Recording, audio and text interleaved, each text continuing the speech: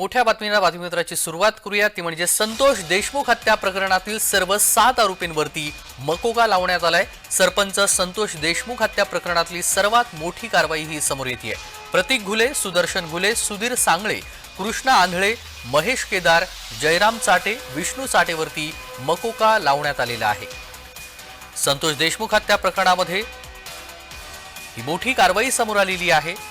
देशमुख हत्या प्रकरणानंतर या सर्व आरोपींना लवकरात लवकर अटक करण्याची मागणी होत असल्यानंतर आता मकोका लावण्याची मागणी करण्यात आली आणि त्यानंतर आता संतोष देशमुख हत्या प्रकरणातील सर्व 7 आरोपींवरती मकोका लावण्यात आलेला आहे। सरपंच संतोष देशमुख यांच्या हत्या प्रकरणानंतर अनेक मागण्या करण्यात आलेल्या होत्या। या सर्व आरोपींवरती मकोका लावण्याची मागणी करण्यात आलेली असतानाच आता या सर्व 7 आरोपींवरती मकोका लावण्यात आलेला आहे।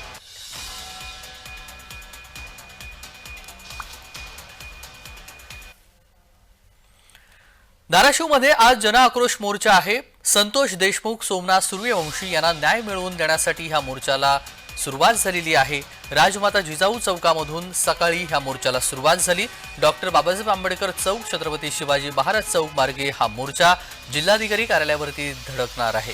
धाराशिवमधील सर्व पक्ष, संघटना आणि सर्व समाज हे रस्त्यावरती उतरणार आहेत आणि या मोर्चासाठी मनोज जरांगे पाटील, आमदार सुरेश धस, आमदार संदीप क्षीरसागर, मराठा महासंघाचे नरेंद्र पाटील, आमदार प्रकाश सोळुंके, देशमुख कुटुंब देखील उपस्थित असणार आहे। सरकारला एक विनंती आहे की जर आरोपीच अद्यापही पकडत नसतील तर आम्ही न्याय कधी मागायचा, आणि म्हणून आम्हाला एक वाटतं की जे आरोपी आहेत ते लवकरात लवकर पोलीस प्रशासनाच्या ताब्यात आले पाहिजेत आणि त्यांना कठोरात कठोर शिक्षा झाली पाहिजे। कारण की जर त्यांना शिक्षा झाली तर जो न्यायाचा खटला आहे तो पुढे चालून आम्हाला लवकरात लवकर न्याय मिळेल।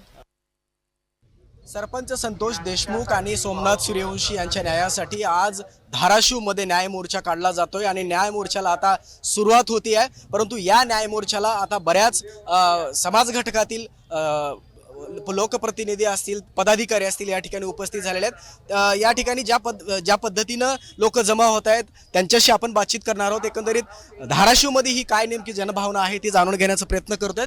आपलं बीडमध्ये जी प्रकारची घटना घडली त्या घटनेच्या अनुषंगाने धाराशिवमध्ये काय जनभावना आहे, एकंदरीत तुमची काय भूमिका?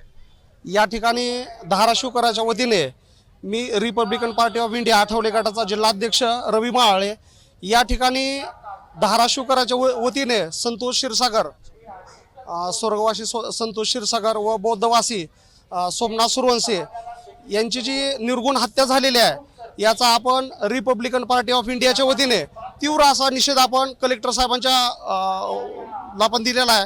आणि या मोर्चामध्ये सर्व जाती धर्माचे लोक, सर्व पक्षाचे लोक जमा होऊन, सामील होऊन या मोर्चामध्ये शक्ती प्रदर्शन करून आम्हाला एकच याच्यातून मेसेज करायचा आहे की या प्रशासनाला आम्ही जाब विचारत आहोत सर्वांमध्ये।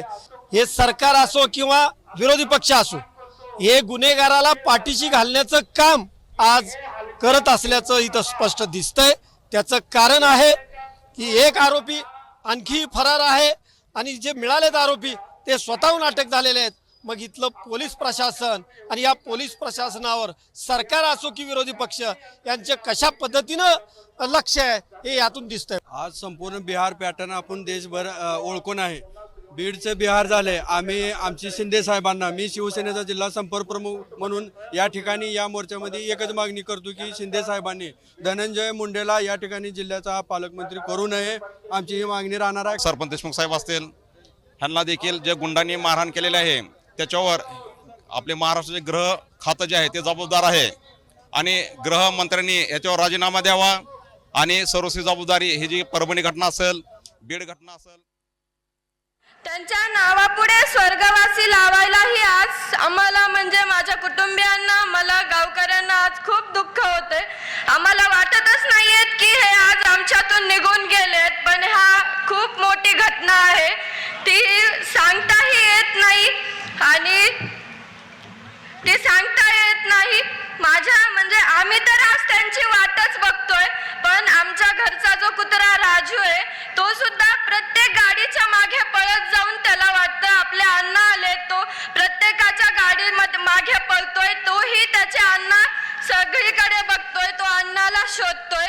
आणि जरी ही न्याय व्यवस्था आणि पोलीस प्रशासन माझ्या वडिलांना न्याय देण्यासाठी जर पद आणि सरकार या पुढे म्हणजे कमी पडत असेल तरी आई तुझा भवानी मी तुला एवढंच सांगते की आता तूच माझ्या वडिलांना न्याय दे आणि या खुनामध्ये जे कोणी आरोपी असतील त्यांचा नरसंहार कर. या धाराशिव जिल्ह्यातून मी आई तुळजा भवानीला एवढीच मागणी करते. धन्यवाद.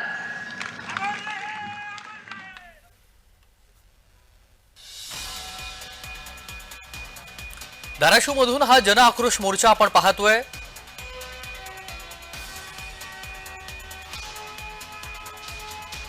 धाराशिवमधून हा जन आक्रोश मोर्चा आपण पाहतोय. संतोष देशमुख यांची कन्या वैभवी देशमुख या व्यासपीठावरती त्यांनी भाषण केलेलं आहे. जे आरोपी आहेत त्यांना शिक्षा व्हावी, जो मुख्य सूत्रधार आहे त्यांना शिक्षा व्हावी आणि संतोष देशमुख यांना न्याय मिळावं अशी मागणी त्यांच्या लेखीनं केलेली आहे. धाराशिवमध्ये आज जन आक्रोश मोर्चाचं आयोजन करण्यात आलेलं आहे आणि मोठ्या संख्येनं ह्या ठिकाणी नागरिक आपल्याला पाहायला मिळत आहेत. सर्वपक्षीय, सर्व संघटना आणि सर्व जातीय असं हे आक्रोश मोर्चा धाराशिवमध्ये आपल्याला पाहायला मिळतोय. बीड, परभणी, पुणे, संभाजीनगर नंतर आता धाराशिवमध्ये देखील संतोष देशमुख यांना न्याय मिळवण्यासाठी हा आक्रोश मोर्चा निघालेला आहे. मोठ्या संख्येनं नागरिक हे रस्त्यावरती उतरलेले आहेत. मागणी एकच आहे, देशमुख हत्या प्रकरणातील जे आरोपी आहेत त्यांना सर्वांना शिक्षा व्हावी, जो मुख्य सूत्रधार आहे त्याला देखील शिक्षा व्हावी आणि संतोष देशमुख यांना लवकरात लवकर न्याय मिळवण्यासाठी हा आक्रोश मोर्चा सुरू झालाय.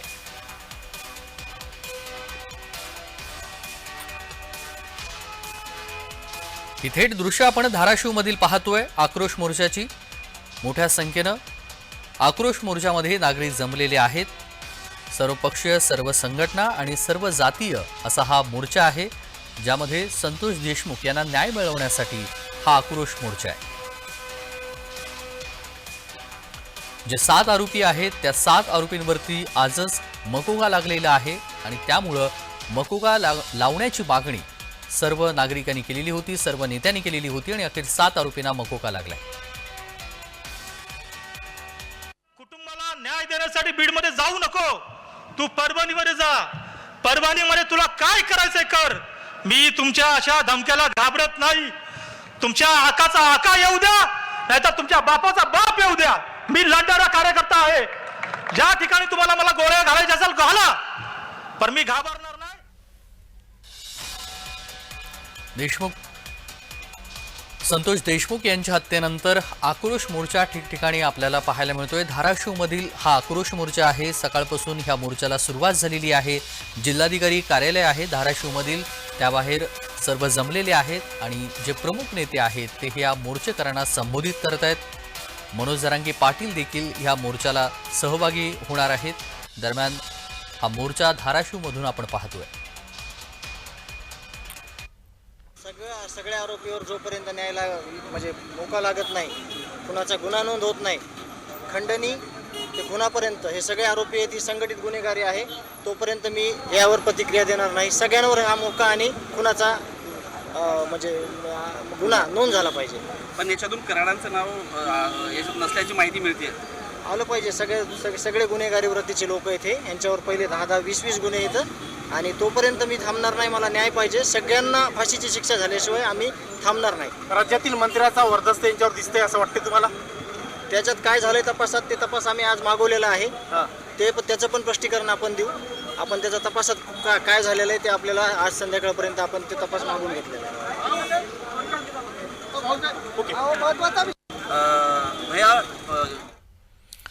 धनंजय देशमुख यांची ही प्रतिक्रिया आपण पाहिलेली आहे.